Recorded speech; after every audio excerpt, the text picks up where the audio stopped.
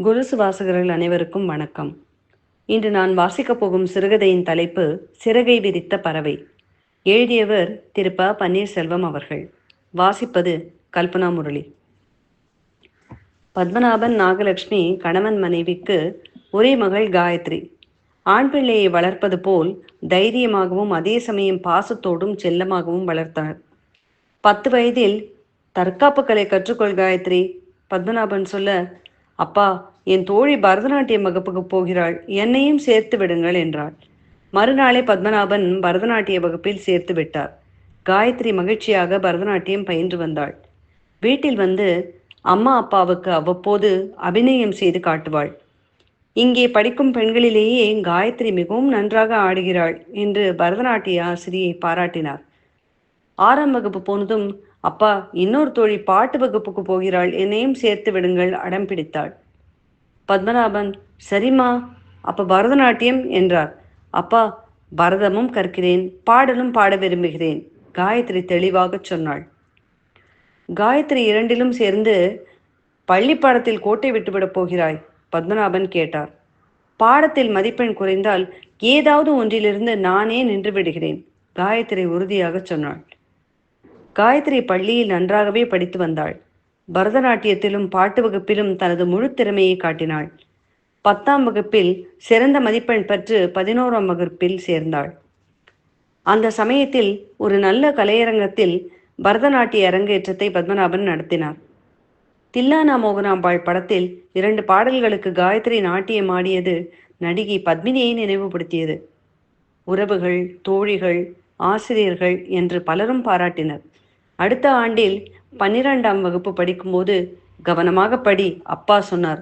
அம்மா அதிகாலையில் எழுப்பி படிக்க வைத்தாள். தேர்வு முடிந்ததும் மீண்டும் ஒரு கலையரங்கத்தில் பக்தி பாடல்களுடன் மின்சார கண்ணா என் மன்னா என்ற பாடலையும் சிங்கார வேலனே தேவா பாடலையும் மிக அற்புதமாக பாடினாள். காயத்ரிக்கு பாராட்டுகள் குவிந்தன. காயத்ரி பரதத்தில் சிறந்தவளா பாடுவதில் சிறந்தவளா என்ற பட்டிமன்றத்தில் தீர்ப்பு கூற முடியாத அளவுக்கு இரண்டிலும் திறமையானவளாக இருந்தாள். 12ஆம் வகுப்பில் சிறந்த மதிப்பெண் பெற்றதும் மருத்துவம் படி என்றும் பொறியியல் படி என்றும் ஆலோசனைகள் சொல்ல காயத்ரி இசைக்கல்லூரியில் சேர்ந்து அனைவரையும் ஆச்சரியப்பட வைத்தாள். பரதமும் பாட்டும் ஒரு பொழுதுபோக்காக என்று நினைத்தேன் என்றார் அப்பா. அப்பா, நான் இசையை அதிகம் நேசிக்கிறேன். இசை மீதான ஆர்வம் இன்னும் குறையவில்லை. சராசரியாக மற்றவர்கள் போல் மருத்துவம் பொறியியல் படித்துவிட்டு ஊதியம் வாங்கி வருவதில் எனக்கு விருப்பமில்லை என்றாள் காயத்ரி. பரதநாட்டியத்தை நிறுத்திவிட்டு இனி பாடலில் மட்டும் முழு கவனம் செலுத்துவது என்று அவள் உறுதி கொண்டாள். ஒரு ஆண்மகனை எப்படி வளர்ப்பேனோ அப்படித்தான் உன்னை வளர்த்தேன். புதிய இடம், புதிய சூழல், கவனமாக இரு, உடல் நலனை பார்த்துக்கொள், பத்மநாபன் சொன்னார். ஆமாங்காயத்ரி, வேலைக்கு சாப்பிடு, விடுமுறைக்கு வந்துடு என்றாள் நாகலட்சுமி. சரிம்மா, சரிப்பா என்றவள் முதல் முறையாக வீட்டை பெற்றோரை பிரிந்து விடுதிக்கு வந்தாள். அன்றிரவு அவளுக்கு சரியாக தூக்கமே வரவில்லை. பின்னர் கொஞ்சம் கொஞ்சமாக பழகி கொண்டாள். அழகான காயத்ரியிடம் மாணவர்கள் சிலர் காதலை சொல்ல கனிவோடு மறுத்தாள். இசை உலகில் உயர்ந்த இடத்தை பெற வேண்டும் என்று மனதுக்குள் உறுதி கொண்ட காயத்ரிக்கு காதலை பற்றி நினைக்க கூட நேரமில்லை. தோழிகள் பலர் இருந்தாலும் நெருக்கமாக சொல்லிக்கொள்ளும்படி யாரும் இல்லை. 4 ஆண்டுகள் இசைக்கல்லூரியில் சிறப்பாக படித்து பட்டம் பெற்றாள். கிடைத்த வாய்ப்பை பயன்படுத்தி கொண்டு பிரபல தொலைக்காட்சி நிகழ்ச்சியில் பாடிய பிறகு பல இடங்களிலிருந்து அவளுக்கு பாட அழைப்பு வந்தது. திரைப்படத்தில் காயத்ரியை பாட வைத்தனர். சில வருடங்களில் பாடகி காயத்ரி பிரபலமானாள். காயத்ரி பாடிய பக்தி பாடல்கள், தொகுப்பு கேட்பொலிகள், காணொளிகள் வெளிவந்தன. திருமணம் செய்துவிட்டால் முக்கிய கடமை முடிந்துவிடும். நாகலட்சுமி நினைவுபடுத்த பத்மநாபன், காயத்ரி, ஆமம்மா, இதுதான் சரியான நேரம் என்றார். இப்போதுதான் நான் சினிமாவில் பாட ஆரம்பித்துள்ளேன், 2 வருடங்கள் போகட்டும், கெஞ்சினாள் காயத்ரி. சபாக்களில் வந்த அழைப்புகளை ஏற்று பாடினாள். அதனைத் தொடர்ந்து பல அரசு விழாக்களில் அழைப்பு வந்து பாடினாள். எந்த நிகழ்ச்சியில் அவள் பாடினாலும் அங்கே ரசிகர்கள் கூட்டம் அலைமோதியது. அடுத்த 2 ஆண்டுகளில் கிட்டத்தட்ட எல்லா திரைப்படங்களிலும் 1 அல்லது 2 பாடல்கள் காயத்ரியின் பாடல்களாக இருந்தன. வீட்டில் இருந்த நேரங்களில் சமையல் செய்ய கற்றுக்கொண்டாள். வலையொலி பார்த்து பிடித்த சில உணவுப் பொருட்களை செய்து தாய் நாகலட்சுமியின் பாராட்டை பெற்றாள். சபாவில் நடக்கும் ஒவ்வொரு நிகழ்ச்சியிலும் முதல் வரிசையில் ஒரு அழகான இளைஞன் அமர்ந்து ரசிப்பதை காயத்ரி கவனித்தாள். ஒரு நாள், காயத்ரி, உங்கள் குரல் இனிமையாக இருக்கிறது என்று சொல்லி பூச்செண்டு கொடுத்து விட்டு சென்றான். அதன் பிறகு எப்படியோ காயத்ரியின் கைபேசி எண்ணை வாங்கியவன், காயத்ரி, நான் தான் உங்கள் ரசிகன் சீனிவாசன் என்று ஆரம்பித்து அடிக்கடி பேச ஆரம்பித்தான். சுருள் முடியுடனும் சிவந்த நிறத்துடனும் சீனிவாசன் பார்க்க அழகாகவே இருந்தான். காயத்ரி மிகவும் அழகானவள். பார்ப்பவரை வசீகரிக்கும் சிவந்த நிறத்துடன் இருந்தாள். அழகான கண்களும் சிரிக்கும்போது விழுந்த கன்னக்குழியும் வரிசையான வெண்ணிற பற்களும் மேலும் அழகுக்கு அழகு சேர்த்தன. பல இடங்களில் சீனிவாசன் பரிந்துரை செய்து காயத்ரியை பாட வைத்தான் என்பது காயத்ரிக்கு தெரியாது. ஒரு பிரபல இயக்குனர் காயத்ரியை கதாநாயகியாக நடிக்க வைக்க முயன்றார். ஆனால் காயத்ரி, இசை மட்டுமே என் வாழ்க்கை, நடிப்பு துறையில் விருப்பமில்லை என்று சொல்லிவிட்டாள். திடீரென ஒரு சபாவில் நிகழ்ச்சி நடக்கும் முந்தின நாளே வெடிகுண்டு வைத்திருப்பதாக தகவல் கிடைத்தது. அதனால் நிகழ்ச்சிகள் ரத்து செய்யப்பட்டன. காயத்ரி மிகவும் வருத்தமடைந்தாள். தனது வளர்ச்சியை தடுக்க யாராவது முயல்கிறார்களோ? காயத்ரி சந்தேகப்பட்டாள். திடீரென ஒரு நாள் வெளியே போன காயத்ரி வீட்டிற்கு சொன்ன நேரத்திற்கு வரவில்லை. நாகலட்சுமி, பத்மநாபன் பல இடங்களில் விசாரித்தனர். அவளது கைபேசி அணைத்து வைக்கப்பட்டிருந்தது. பத்மநாபன் வேறு வழியின்றி காவல்துறையில் புகார் அளித்து விரைவாக கண்டுபிடிக்க ஏற்பாடு செய்யுங்க என்றார். நாகலட்சுமி, பத்மநாபன் இருவரும் தண்ணீர் கூட குடிக்காமல் மகள் எங்கே, எப்படி இருக்கிறாளோ, கடத்தியிருப்பார்களோ என மனம் அலைப்பாய தவித்தனர். மறுநாள் காயத்ரி கிடைத்து விட்டாள், யாரோ கடத்த முயன்றிருக்கிறார்கள் என்ற செய்தியை காவல்துறை பத்மநாபனுக்கு தெரிவித்தது. வீட்டிற்கு வந்ததும், யாரோ 2 பேர் சபாவில் இருந்து வருகிறோம் என்று சொன்னதுதான் தெரியும் என்ற காயத்ரி, திடீரென மயக்க மருந்து முகத்தில் அடித்ததால் ஒன்றும் செய்ய முடியாமல் போனது. இல்லாவிட்டால் அவர்களை ஒரு வழி செய்திருப்பேன் என்றாள் காயத்ரி. சில காவலர்கள் ரோந்து சென்றபோது நின்றிருந்த காரில் இருந்து காயத்ரியை பார்த்து விட்டனர். காரில் வந்தவர்கள் காவலரை பார்த்து விட்டு ஓடிவிட்டனர்.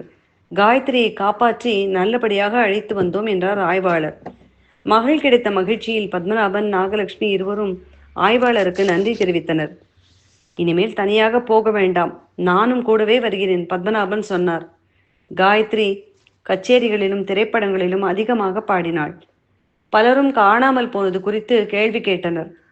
நான் அதை மறைக்க நினைத்தாலும் மக்கள் விடமாட்டேங்கிறாங்க, காயத்ரி புலம்பினாள். மறுநாள், காயத்ரி திருமணம் செய்து கொண்டால் உனக்கு நல்ல துணையாக கணவர் இருப்பார், எங்களுக்கும் வயதாகிறது, இனிமேலும் தள்ளி போட சொல்லாதே, நாகலட்சுமி பேசினாள். சரிம்மா, காயத்ரி திருமணத்திற்கு சம்மதம் தெரிவித்தாள். மாப்பிள்ளை பார்க்கும் படலம் தொடங்கி பத்மநாபன் உறவுகளிடம் பேசினார். காயத்ரி, நீ பாட வேண்டாம், சம்மதம்னா சொல்லுங்க என்றனர். பேரும் புகழும் பெற்றவளை திருமணம் செய்து கொள்வது ஒத்து வராது என்றனர் சிலர். அதனால் பெற்றோர்கள் வருத்தமடைந்தனர். அந்த சமயத்தில் ஸ்ரீனிவாசன், காயத்ரி, எனக்கு உங்களை ரொம்ப பிடிக்கும், ஒரு வார்த்தை சொன்னா அம்மா அப்பாவுடன் வந்து சம்பந்தம் பேசுகிறேன், உனது இசை பயணம் இன்னும் வெற்றிகரமாக தொடரும், நானும் உன்னை நன்றாக பார்த்து கொள்வேன் என்றான். சரிங்க, உங்க அப்பா அம்மாவுடன் வீட்டிற்கு வந்து பேசுங்க, காயத்ரி சொன்னாள். ஸ்ரீனிவாசன் மகிழ்ச்சியுடன் சென்று அடுத்த நாளை பெற்றோரை அழைத்து வந்து பேசினான். காயத்ரி எனக்கு ரொம்ப பிடிக்கும், அவளுக்கும் என்ன பிடிக்கும், அவளிடம் பேசிய பிறகுதான் பெண் கேட்க வந்தோம் என்றான் ஸ்ரீனிவாசன். திருமணம் பேசி முடித்ததும் பத்மநாபன் திருமணத்தை சிறப்பாக நடத்தினார். ஒரு நல்ல நாளில் உற்றார் உறவினர் சூழ ஸ்ரீனிவாசன் காயத்ரியின் கழுத்தில் 3 முடிச்சுகள் போட்டான். பத்மநாபன், நாகலட்சுமி தங்கள் மகளை மணக்கோலத்தில் பார்த்து ஆனந்த கண்ணீர் விட்டனர். எங்கள் நீண்ட நாள் ஏக்கம் தீர்ந்தது என்றார் பத்மநாபன். பேரனோ பேத்தியோ சீக்கிரம் பார்க்கணும், அதுதான் எங்கள் ஆசை என்றாள் நாகலட்சுமி. திருமணம் முடிந்து காயத்ரி வீட்டிற்கு மாப்பிள்ளை வீட்டார் வந்தனர். அன்று மாலையே சீனிவாசன் வீட்டிற்கு காயத்ரியை அழைத்துச் சென்றனர். பத்மநாபன், நாகலட்சுமி இருவர் கண்களிலும் இருந்து கண்ணீர் துளிர்த்தது. அப்பா, அம்மா, நாங்கள் என்ன கடல் கடந்தா போகிறோம், அடிக்கடி உங்களை பார்க்க வருவோம், நீங்களும் வாங்க, காயத்ரி தைரியம் சொன்னாள்.